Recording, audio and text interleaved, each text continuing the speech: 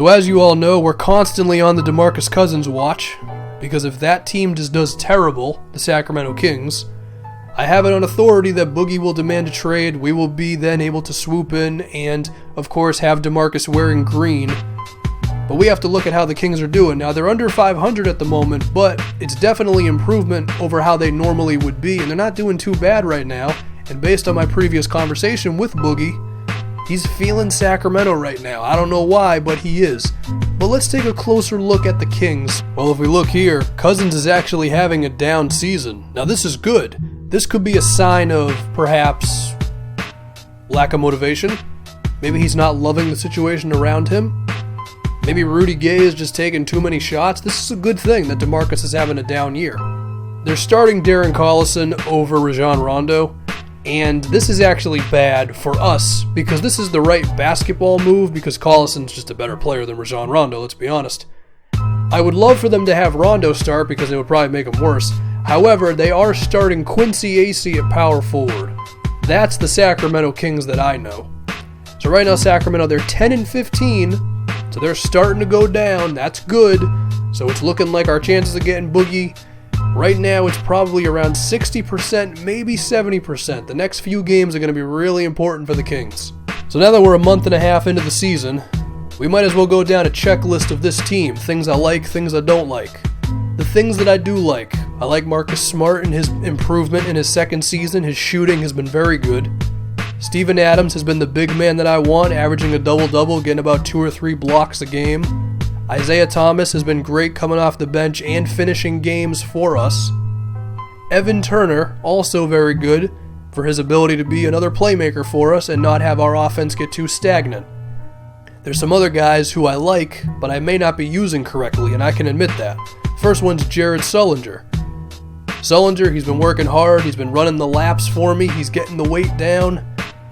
Sullinger needs the ball more. That guy can put the ball in the basket. And with our new offense, he's getting a lot of open jump shots, and he's going to take advantage of it, and you'll see it a little later in this video. Another guy is Jay Crowder. Honestly, Crowder is at his best when he's playing the small ball 4 for us. So I would like to get him in that situation more often. Now, let me talk about some guys who I don't know about their future on this team. The first one's David Lee. I'm looking for guys who are versatile, who can stretch the floor. David Lee cannot stretch the floor, and he's not versatile. Whereas a guy like Amir Johnson, an 86 from mid, a 70 from 3, and can defend the pick and roll as well as play help defense. That's exactly what I'm looking for. So David Lee's minutes are going to dip, Amir Johnson's minutes are going to go up, and now the other guy who I'm thinking, is Avery Bradley. Now, Bradley's a fine defender, but if his jumper's not falling, he's just not very effective on offense because he's not a playmaker. He's just, he's short. Like, there's not too much I can do with him on offense. But I don't want to trade Avery Bradley just yet. I do still want to give him a genuine chance. But if we were going to get rid of Bradley, I think the type of guy I would want to get in return is probably someone like Nicholas Batum of the Charlotte Hornets. I mean, 6'7", 6'8", can play shooting guard through power forward, can defend point guards as well as the wing positions. I mean, Batum is just super versatile, and he's like a quality shooter.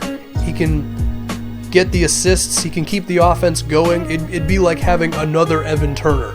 So if Avery Bradley is moved, someone like a Nicholas Batum would be perfect for us. Besides that, the backup shooting guard position is still up in the air. I mean, Blazemore, he's been okay. He's not as magical as he was on the New York Knicks for us. Maybe his dealer just isn't accustomed to Boston. I don't really know what. Also, I'd like to get James Young some more minutes. And I would like to get Terry Rozier some more minutes, even though he's a natural point guard, to have him at the 2-guard spot. But unfortunately, he's not on the active roster, and to activate him, I have to take James Young off, so that's an interesting thing. But regardless, that's how I'm feeling with the team so far. If there's anyone who's going to be on the way out shortly, it would be David Lee and perhaps Avery Bradley. But alas, we're going into Detroit to face Stan Van Gundy and his Pistons, and you're going to see quickly that stuff is going to get really weird. Now, we're already down 7 points, and scoring via isolation in 2K16 is more difficult than getting DeAndre Jordan to make up his mind.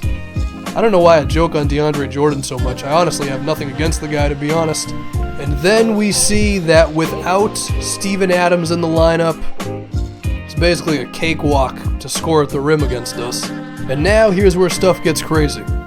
Notice Jay Crowder at the power forward spot. We've used this lineup before, and as I told you all earlier, Crowder is at his most valuable when he's playing the small ball four for us. And you're going to see why in a second. And by that I mean, just give me a moment here to finish screwing up this one play, and then I'm going to call a pick and fade with Jay Crowder, because for whatever reason, defenses never defend this dude. I mean, completely wide open, drops that one in there. Reggie Jackson has never hit a jump shot in the history of his life, so you knew that's not going to drop. And then, congrats to me for getting my first ever basket with Isaiah Thomas that wasn't like a 25-foot jump shot. And, well, now we're just going to skip all the way to the fourth, because who the hell cares about the third quarter? And I get even more crazy on this one. You see Marcus Smart at small forward? Listen, Marcus Smart can defend Stanley Johnson just fine. I got crazy in the second quarter, putting Crowder at the small ball four. This time, screw it, let's have Isaiah Bradley and Marcus Smart in the lineup altogether. 2 more ball handlers, and we give Avery Bradley another opportunity to try to win me over. And there's no way in hell this shot should have gone in for Sullinger. But I mean, I'll take it. And now, excuse me, as Steven Adams just finds an easy basket to the rim. I told y'all I love Steven Adams because of what he does with rebounding and defense, but on offense, he just does enough. Of course, we hope that DeMarcus Cousins is playing that spot, because then, well, the offense will be more than just enough. But in the meantime, Steven Adams is a pretty good dude, even though he still needs a haircut. Andre Drummond, why are you trying to post up? Like, excuse me, what are you doing? And Ersan Ilyasova, I mean, Ilyasova is not going to make anything within 15 feet. We all know that.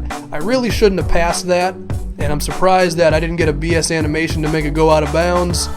But Isaiah Thomas got a 3 ball, so it really don't matter. And we're starting to run away with this just a little bit. I don't know how the hell Andre Drummond just got knocked over by Isaiah Thomas. But Jared Sullinger is, he's got 19 points, I told y'all. And then I just skipped to the end of the game. Hey, listen, I didn't need to show you anything more. Sullinger hit about 3 more jump shots and we won the game.